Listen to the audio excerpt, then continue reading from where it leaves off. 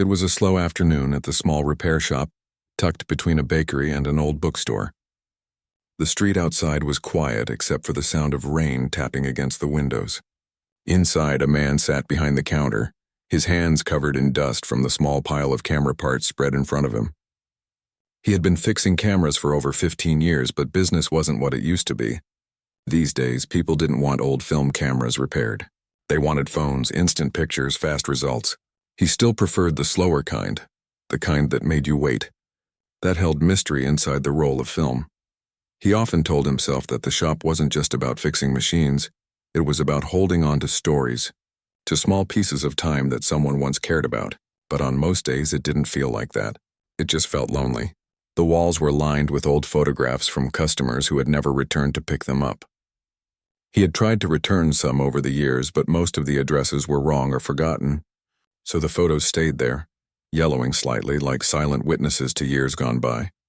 That afternoon he was adjusting the gears on an old camera when the bell above the door rang. A woman stepped in, shaking her umbrella. She looked a little lost at first, glancing around at the rows of cameras on display.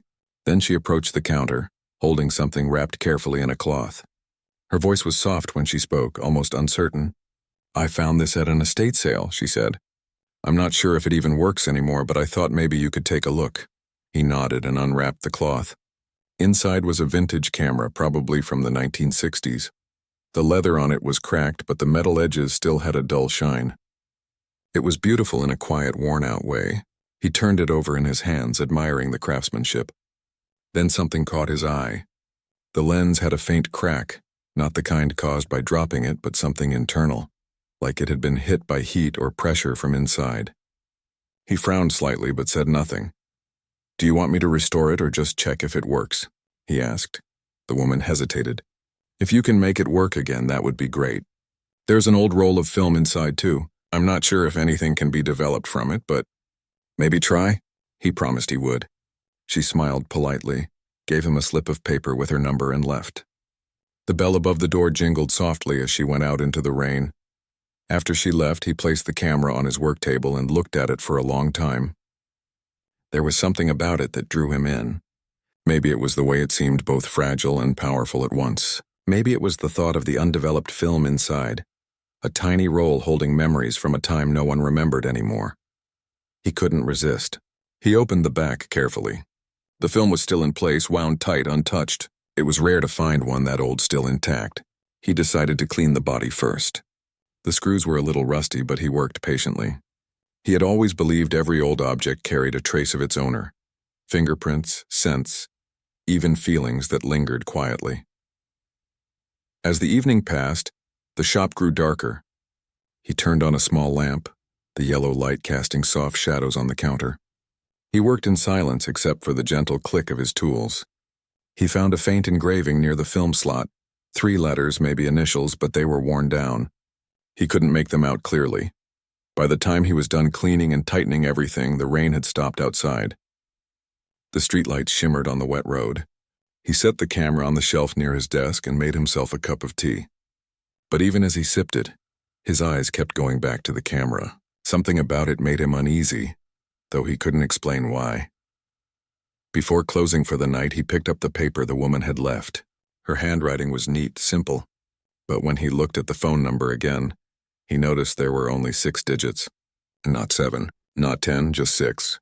He thought maybe she had made a mistake, but somehow he didn't feel like calling anyway. The next few days passed quietly. He repaired other cameras, served a few regular customers, and tried not to think about the one on the shelf. But every time he passed by, the cracked lens seemed to catch the light, almost like it was looking back at him. Finally, one evening, when the shop was empty and silent, he decided to test the camera properly. He set up his old developing kit in the back room, the one he hadn't used in a while. The smell of film chemicals brought back memories of his younger days, when he used to develop his own photos for fun, when photography still felt like magic.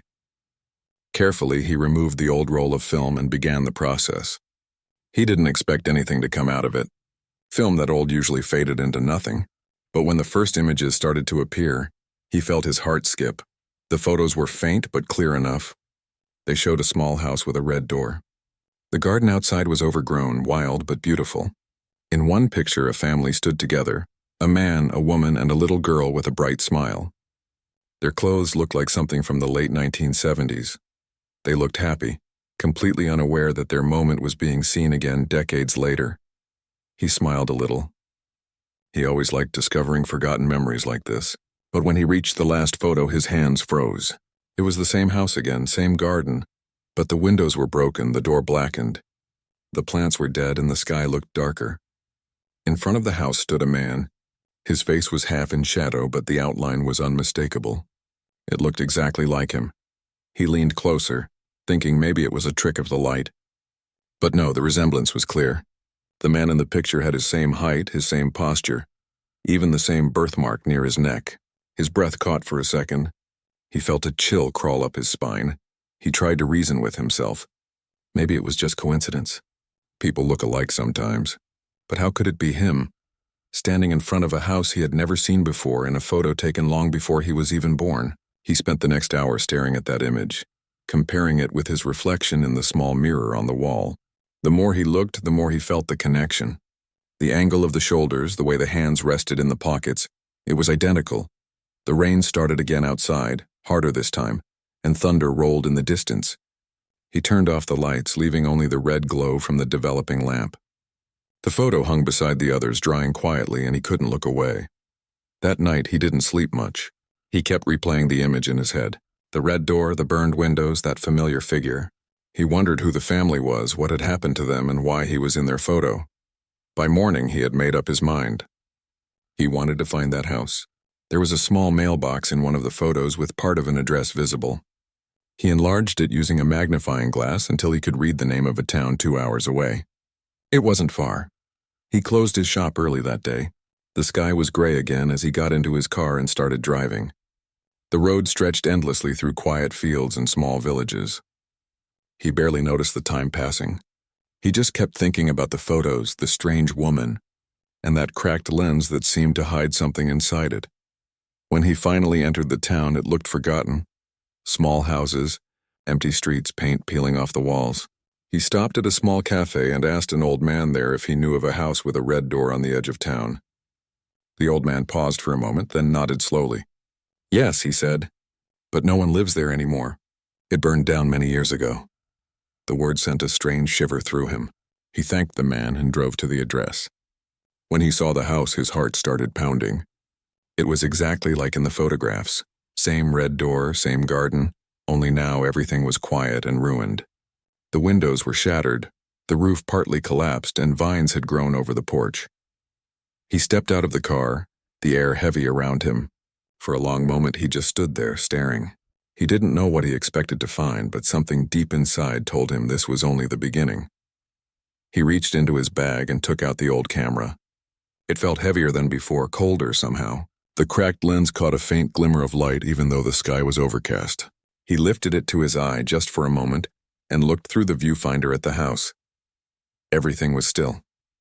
Then for a brief second he thought he saw movement, a flash of color near the doorway like someone had just stepped inside. But when he lowered the camera, there was nothing there, only the wind moving through the tall grass. He stood in silence for a long time, the camera hanging in his hand, the sound of distant thunder echoing through the valley. And in that strange quiet he felt it, the same pull he had felt when he first touched the camera. A feeling that something was waiting to be found, something that had been hidden for far too long. The wind howled softly around the broken house as he stood there, gripping the old camera. He didn't know why he came, but now that he was here, leaving didn't feel right either. The house looked abandoned for decades, but it had an odd presence, like it was holding its breath waiting for him to step closer. He finally moved toward the front door. The red paint had peeled off in long strips, revealing dull gray wood underneath. When he pushed the door, it opened with a creak as if it had been waiting for someone to return. Dust swirled up from the floor with every step he took. The air inside smelled old, heavy, almost like smoke that never really went away. The living room was filled with broken furniture, faded curtains, and frames that still hung crooked on the walls. A small table near the fireplace held a melted candle and a cup that had turned brown with age. On the wall he noticed several photos, their colors almost gone. He moved closer and wiped one gently with his sleeve. It was the same family, the man, the woman, and the little girl from the photos he had developed. Their faces were brighter here, happier. He felt an ache in his chest as he stared at them. He didn't know these people, yet there was something painfully familiar about their smiles. He reached out and traced the outline of the man's face with his finger. The man's eyes looked kind, but there was something about his expression that made him uneasy. Then he noticed something on the floor near the fireplace, a burnt camera, the same model as the one he held. Its metal parts were twisted, the leather scorched. When he bent to pick it up, his fingers brushed against its cold surface, and for a moment, the air seemed to shift. He froze. The sound of laughter echoed faintly through the room, soft, distant, like it was coming from another time. He looked around quickly, but there was no one there. Just the same dust, the same silence. His heartbeat quickened. Maybe it was the wind, or maybe his mind was playing tricks. He left the burnt camera where it was and backed toward the door. But before he could step out, he noticed something glimmering on the floor near the hallway. It was a piece of glass from a broken photo frame. The image inside was only half burned, but it showed the little girl again, standing beside the same red door holding the camera. He felt dizzy for a moment. It was too strange to be coincidence. He took a few pictures of the house with his phone before leaving, just to be sure it was real, that he hadn't imagined it. The drive back felt longer. The rain started again halfway, turning the world outside into a blur of gray and silver. He couldn't stop thinking about the voice he thought he heard, the laughter, the way the house almost felt alive. When he reached his apartment that night, he didn't even turn on the lights. He sat on his couch, the old camera in his lap, staring at it. That night he had a dream. He was standing in front of the same red door again, only this time it wasn't broken. It was bright and clean, the paint shining under the sun. He heard footsteps behind him and turned. The little girl from the photos was standing there, smiling softly, holding a small bunch of wildflowers. She didn't speak. She just looked at him with wide, curious eyes, like she was trying to remember who he was. When he woke up, the first thing he saw was the camera, sitting on the table beside him. For a moment he thought he saw a faint reflection in the cracked lens, someone moving behind him. But when he turned around, the room was empty. He tried to shake it off. He told himself it was just exhaustion. Maybe he was overthinking everything. But deep down, he knew something about this camera wasn't normal. The next day, he decided to learn more about the house and the family who lived there. He drove to the local library and spent hours searching through old newspapers and archives. After a long while, he found it, a small article from 30 years ago. It described a house fire that had destroyed a home on the edge of town.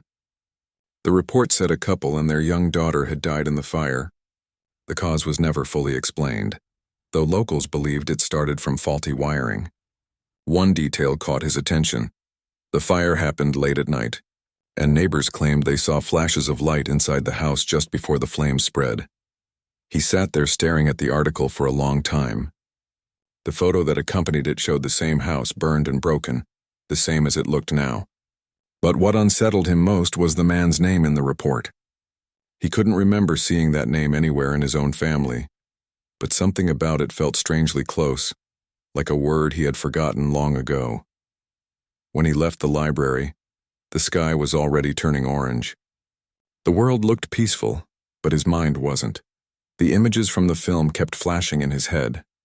He decided to call the woman who had brought him the camera, hoping she could explain where she found it. He took out the slip of paper from his wallet. The number was still the same, 6 digits. He dialed anyway, thinking maybe it was a local code. But instead of ringing, his phone displayed number not in service. He tried again, slower this time, but the same message appeared. He sat there for a while, staring at the phone. Then he remembered something, the estate sale she had mentioned. He searched online for recent estate sales in nearby towns and finally found one that matched the description. The sale had been held at a small warehouse, now closed. The organizer's contact was listed, he called. A tired-sounding man answered. Yes, that camera was part of an old box, the man said when asked. It came from a house that was cleared out decades ago. Nobody knows who owned it anymore. Some lady bought it, I think. Why? He hesitated. I found photos inside it, of people who lived there. The man was quiet for a moment. That's odd, he said finally. The house it came from burned down. Everyone said nothing survived. Not even photographs. That night he sat in the shop again, staring at the photos on his table. The faces of the family seemed almost alive now, like they were watching him. He picked up the photo of the man who looked like him and brought it closer to the light. The eyes in the picture seemed to follow him no matter where he moved. He decided to take one more step. He wanted to develop the negatives again, just to be sure he hadn't missed anything. So he returned to his small dark room, turned on the red light, and carefully began the process.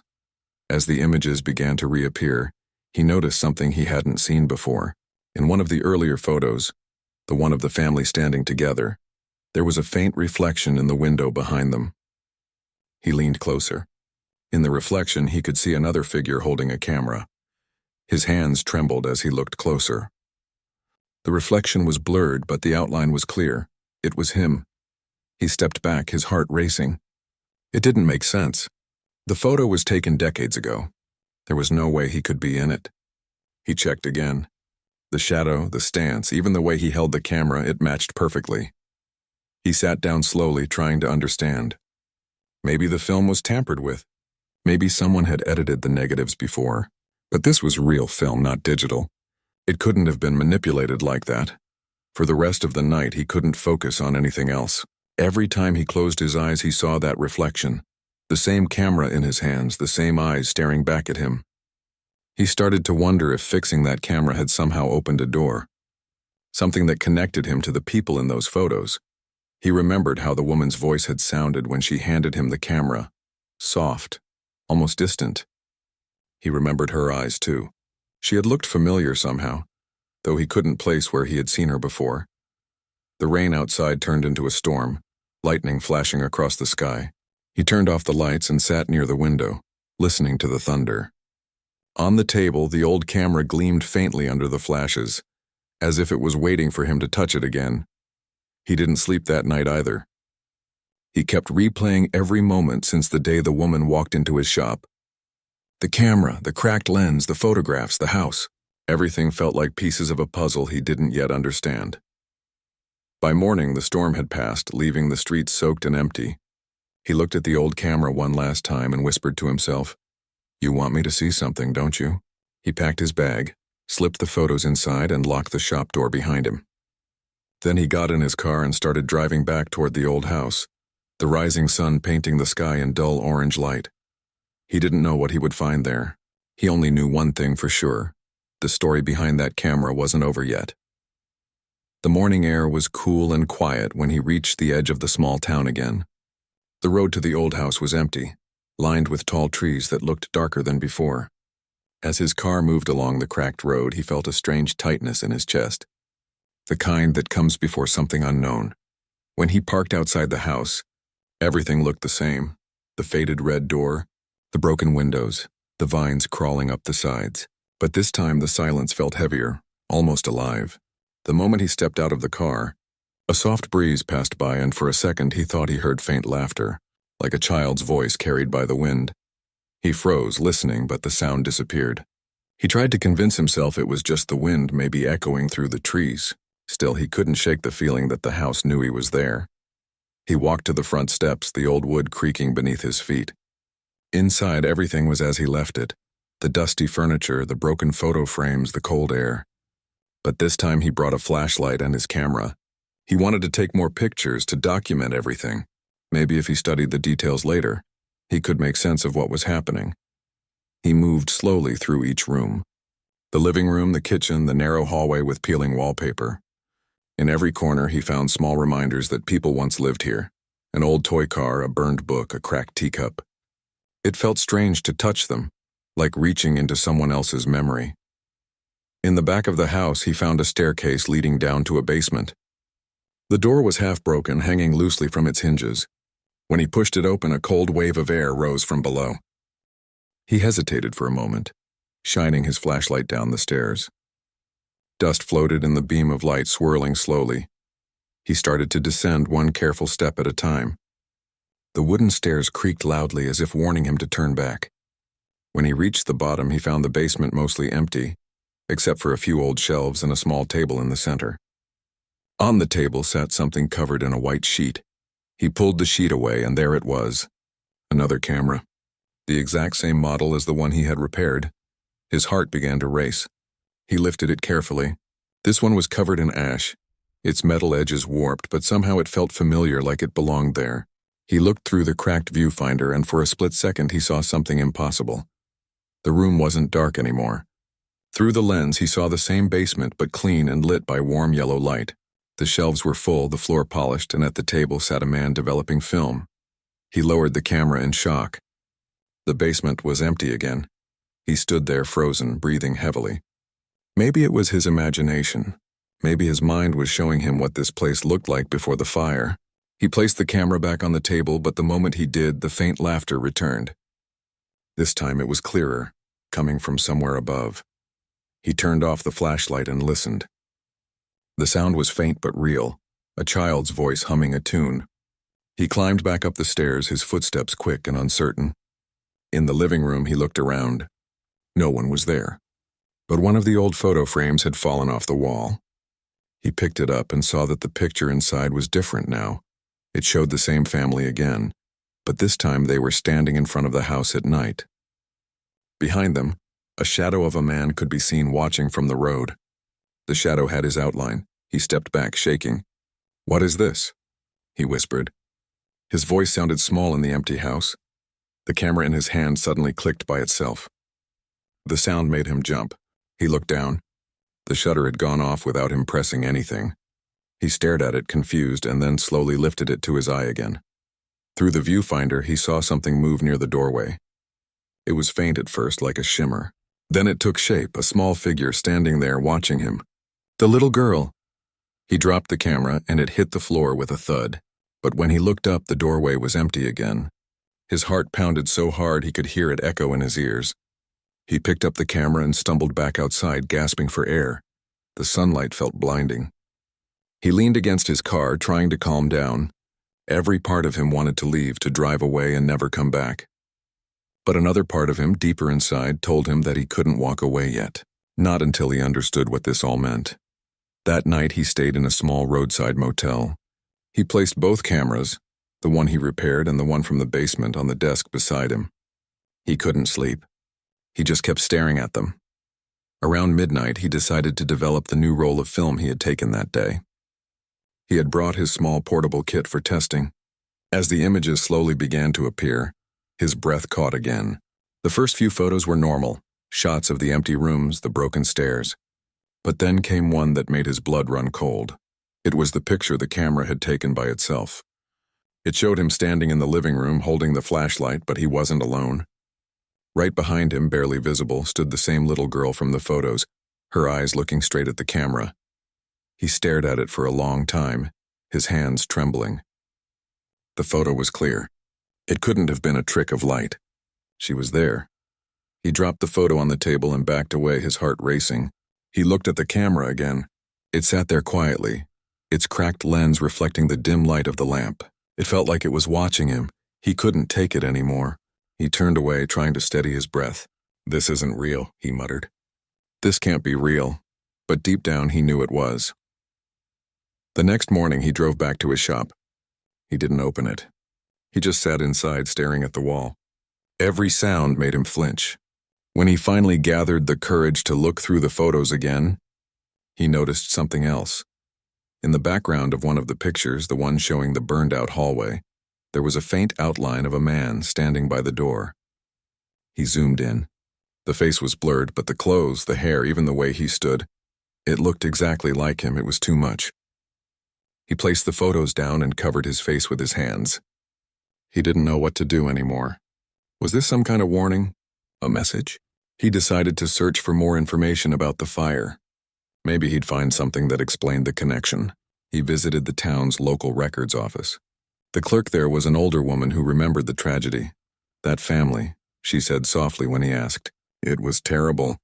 People said the father was a photographer. They found his wife and daughter, but not him. Some thought he ran away. Others said his body was never found." He swallowed hard. "Do you know what his name was?" She nodded and looked at an old folder. "Yes, his name was Elias Hart." The name made him go still. It wasn't his name, but it was close, too close. He felt his chest tighten again. "Do you have any photos of him?" he asked. The woman searched through a few files, then handed him an old black and white picture.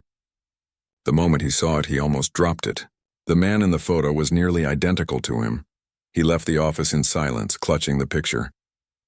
The name, the face, the camera, it all connected, but he still didn't understand how. Was this man his relative? A distant ancestor? Or something else entirely? That night, as he sat alone in his shop again, the lights flickered slightly. The old camera on the counter made a faint clicking sound. Then another. Slowly, without him touching it, the shutter opened and closed again. He stepped back, whispering, "What do you want from me?" The room stayed silent, but the answer felt heavy in the air. The truth was there, hidden somewhere between the burned house, the forgotten photos, and that old camera that refused to rest. And he knew now, whatever was waiting for him wasn't done yet. That night, sleep refused to come. He sat in his small workshop, the clock ticking softly in the background, the air heavy with silence. Both cameras lay in front of him, the one he had repaired and the one he found in the basement. They looked harmless, but he could feel something strange around them, like the air itself carried a quiet tension. He picked up the older one, the one from the burned house.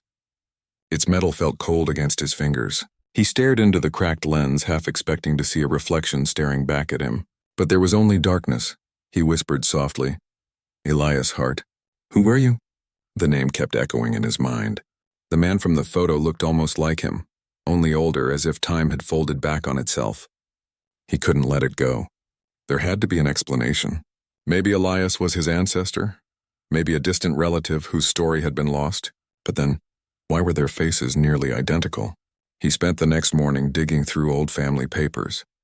His parents had passed away years ago, and most of what they left behind were small things. Letters, photographs, a few old albums.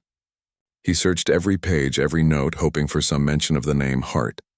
Then, tucked between two old letters, he found a birth record. His great-grandfather's name. The last name was different, but the middle name caught his eye, Elias. He stared at it for a long time. It wasn't proof, but it was something. Maybe the connection went back generations. Maybe the house, the camera, the photographs, all of it, had something to do with his family. He decided to visit the property again, one last time. He told himself it was for closure, but deep down he knew he was being pulled there by something stronger than logic. When he arrived, the sky was gray and the air smelled of rain. The house stood quiet, the wind moving gently through the broken windows. As he stepped inside, he felt a strange calm settle over him. The fear was still there, but now it was mixed with a strange kind of understanding, like he wasn't a stranger here anymore. He went straight to the living room. Dust hung in the air like smoke. The old photo frames were scattered on the floor again. He bent down and started picking them up one by one. One of them had a crack right across the middle, but beneath the broken glass was a photograph that made him stop breathing. It was a family portrait, the same man, woman, and little girl he had seen before. But this time there was someone else in the photo too. Him. He was standing behind them, smiling, his hand on the man's shoulder. He stumbled backward, his heart pounding. The photograph was old, faded around the edges. It couldn't have been edited. It was real film, real paper. But how could he be in it? He dropped to his knees, gripping his head. No, this isn't possible. The air in the room felt heavier now. A soft sound started to echo, faint but growing, a piano playing from somewhere in the house. Slow, haunting notes that carried through the halls. He followed the sound, his footsteps trembling. It led him to the basement door, the same door he had gone through before. The music seemed to be coming from down there. He swallowed hard and started descending the stairs again. The light from his flashlight flickered slightly, but he kept moving. At the bottom, the piano stopped. The basement looked different this time. It wasn't just dust and broken shelves anymore. The air felt warmer, and in the corner of the room a soft glow was coming from the table, the same table where he had found the old camera. He approached it slowly. The light was coming from a stack of photos scattered across the wood. He picked one up. It showed the burned house, but this time it was whole again. The windows weren't broken, the walls weren't blackened. It looked like it did before the fire. He flipped to the next photo. It showed a family having dinner together. The man's face was blurred, but the woman and the girl were clear and smiling. Then another photo. This one showed a dark figure standing by a window. It was the same outline he had seen before, his own. His breath caught. He felt dizzy. He placed the photos down and took a step back, staring at the glowing table. "What do you want from me?" he said aloud. Then he heard a whisper. It was faint but unmistakable. A woman's voice, soft and full of sadness. "Help him." He froze. The sound came from right behind him. Slowly he turned around, but no one was there. The whisper came again, clearer this time. He didn't mean to leave. He spun around, scanning the shadows. "Who are you?" he shouted. His voice echoed through the basement. "Who's there?" But the only answer was silence. He stood still for a long time, his heart racing. Then, from the corner of his eye, he noticed the camera's shutter slowly opening on its own. The old one, the broken one. He lifted it, his hands shaking, and looked through the cracked viewfinder. Through it, he saw the basement again, but not as it was now. It was alive, lit by candles. The same man from the photos, Elias, stood there, his hands trembling, holding a camera just like his. The woman and the little girl stood nearby, smiling gently at him. And then, the scene changed. The flames appeared. Smoke filled the room. The man screamed, running toward them, but the fire swallowed everything. He dropped the camera in shock, his chest tightening. His breathing grew shallow. He understood now. Elias hadn't survived the fire, but his guilt had remained, and somehow, through that guilt, he had reached across time, trying to find someone, anyone, who could see what he couldn't fix. He picked up the old camera again, holding it close. "You didn't mean to leave them," he whispered. "I know." The air shifted slightly, the warmth fading into stillness. The glow from the table began to dim.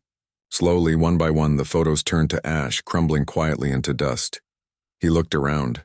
The basement was dark again. The silence was complete. He climbed the stairs slowly, his legs weak.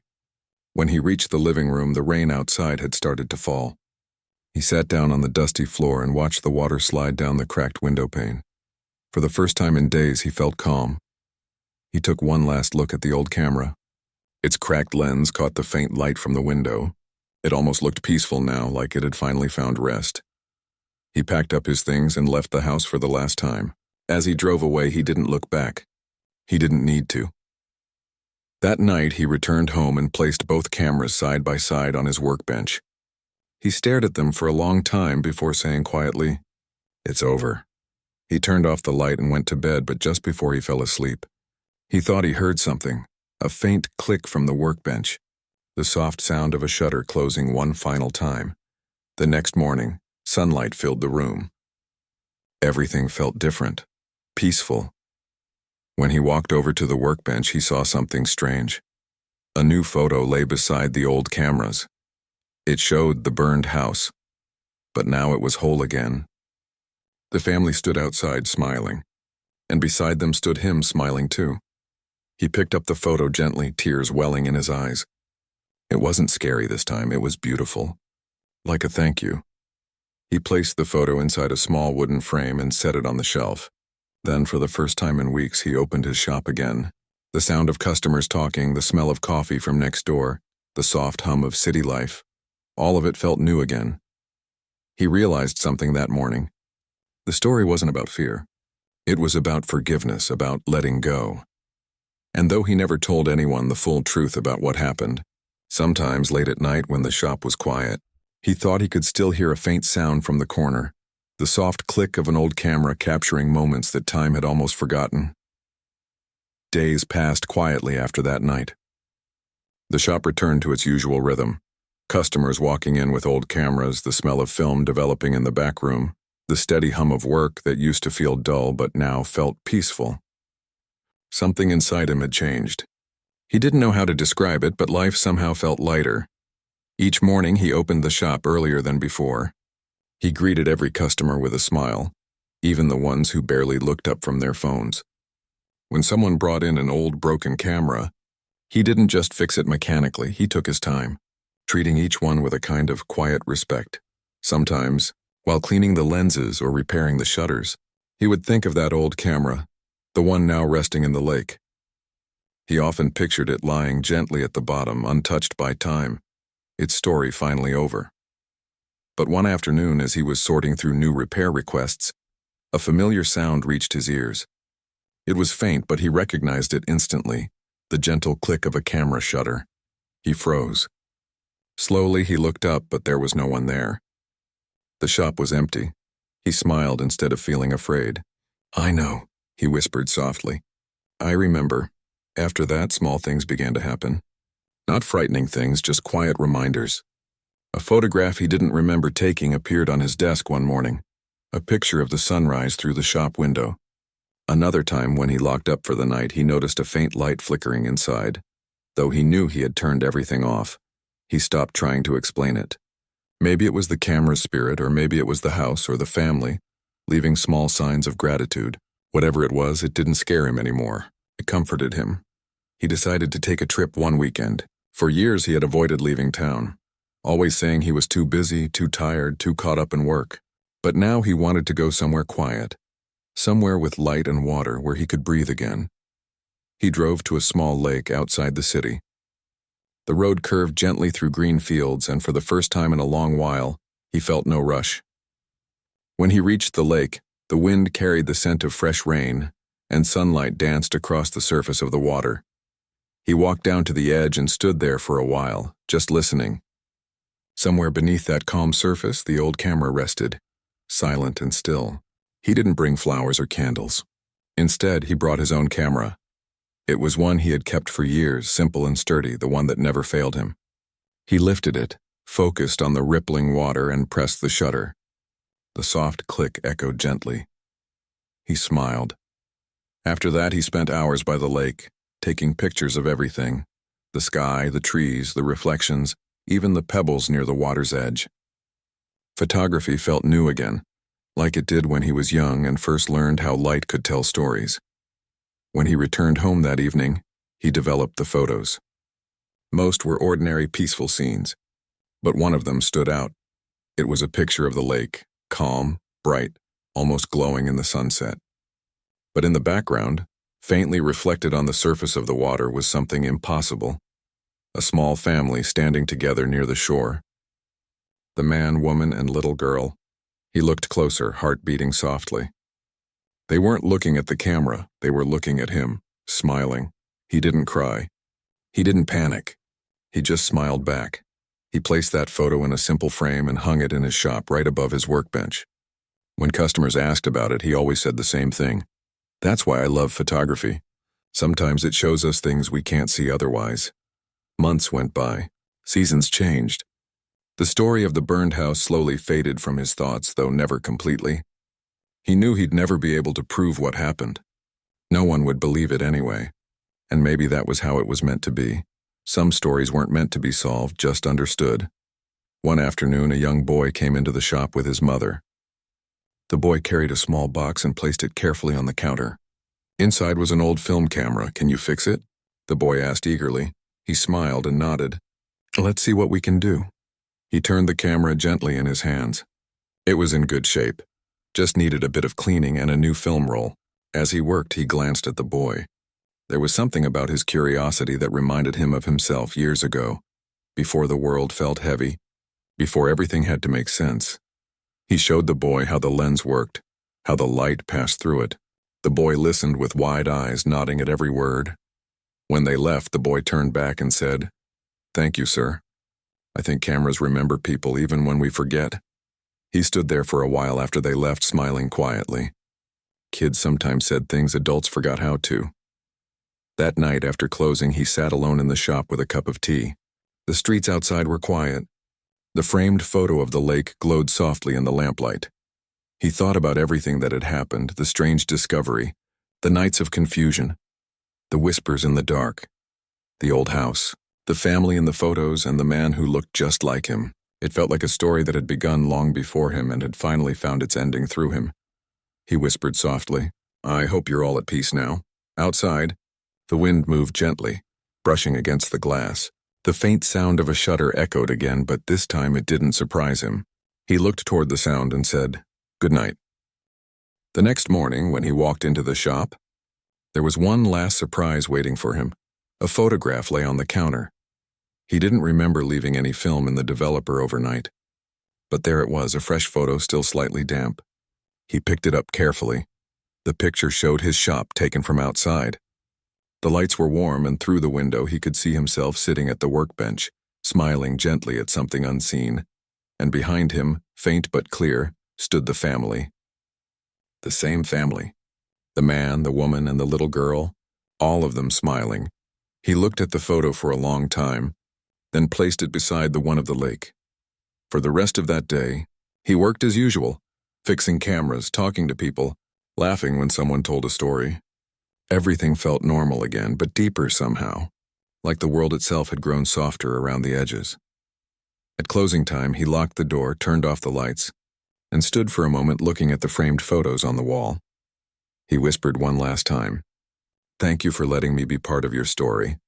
Then he walked out into the evening light. The sun was setting behind the buildings, painting the sky in gold and pink. He took out his camera, his own this time, and snapped one last picture. Just a street, a sunset, and a man walking home after a long day. And maybe, somewhere in that light, a family smiling just beyond what the eye could see. Years slipped by quietly after that strange chapter in his life.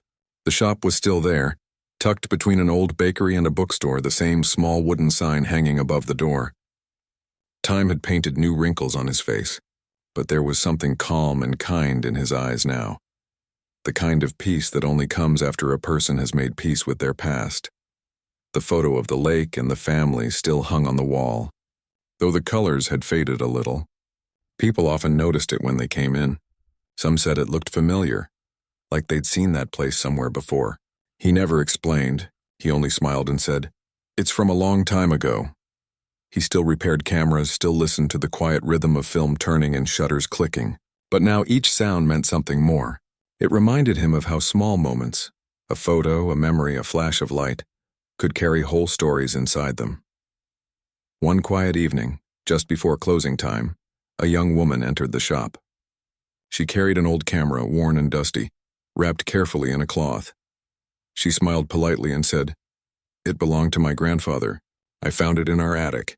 I was hoping someone could check if it still works." He took the camera gently, as if holding something fragile. "Of course," he said softly. "Let's take a look."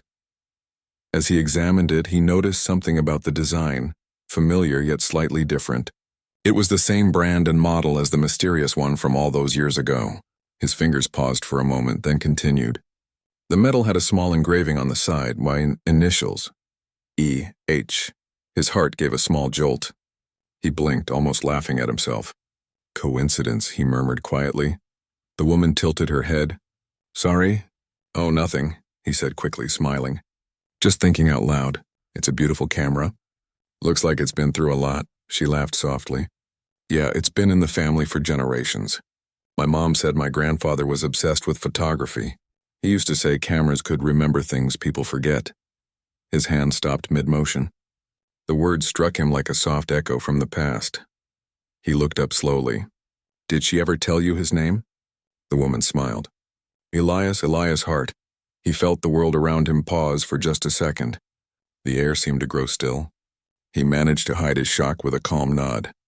"That's a good name," he said quietly. "Strong name," she nodded. "Yeah. He passed away before I was born, but my mom said he was kind. Always carrying a camera, always taking pictures. He loved light. Said it told the truth better than words ever could." He smiled faintly. He was right about that. They spoke for a while longer. She left the camera for repair and promised to return in a few days. When she left, the bell above the door jingled softly, fading into silence. He stood there for a long time, staring at the old camera on his counter. His reflection stared back faintly in its lens. It almost felt like the past had just walked in, smiling one last time before saying goodbye. That night he stayed late at the shop. He carefully cleaned and repaired the camera, treating it like a living memory. Every screw, every tiny piece seemed to carry a weight, a story that refused to fade. When he was done, he decided to check the film compartment. Inside, to his surprise, was a small undeveloped roll. He hesitated for a long moment. Then, with a slow breath, he developed it. As the images began to appear, his hands trembled slightly. The photos showed the same house from long ago. The red door, the garden, the little girl. Only now they weren't burned or broken. The house looked bright and alive, full of sunlight. And in the last photo there was a man sitting on a wooden bench by the lake, holding a camera in his hands. The light reflected across the water and the man looked content, peaceful, at ease. He knew that face. It was him. Only older. He stared at the photo for a long time, then smiled. "So this is how it ends," he whispered softly. He placed the photo gently on the counter and leaned back in his chair. The hum of the refrigerator in the corner filled the silence, and outside the sky turned a deep shade of gold as the sun began to set. The next morning, the young woman returned. He handed her the camera, polished and working perfectly. She thanked him, saying, "You're the only one I could trust with this. It feels like special," he nodded. "It is." Before she left, he handed her a small envelope. "There was an old roll of film inside," he explained. "You should keep it. It might belong to your family." She smiled warmly. "Thank you. My mom will love this." After she left, he watched her walk away through the shop window, sunlight falling across the street. He felt an old kind of peace settle in his chest, like a full circle quietly closing. Over the next few days, he began to notice something different in the air. The shop felt quieter but not empty, just settled, as if the story that had once lingered in the walls had finally found rest. One evening, he went for a walk through town. The streets were glowing with the soft orange light of sunset. Kids were playing near the park, people chatting outside the cafe, and everything felt simple, ordinary, and beautiful. He carried his camera, the same one he had used for years. He took pictures along the way, smiling faces, reflections in puddles, an old cat sleeping on a windowsill.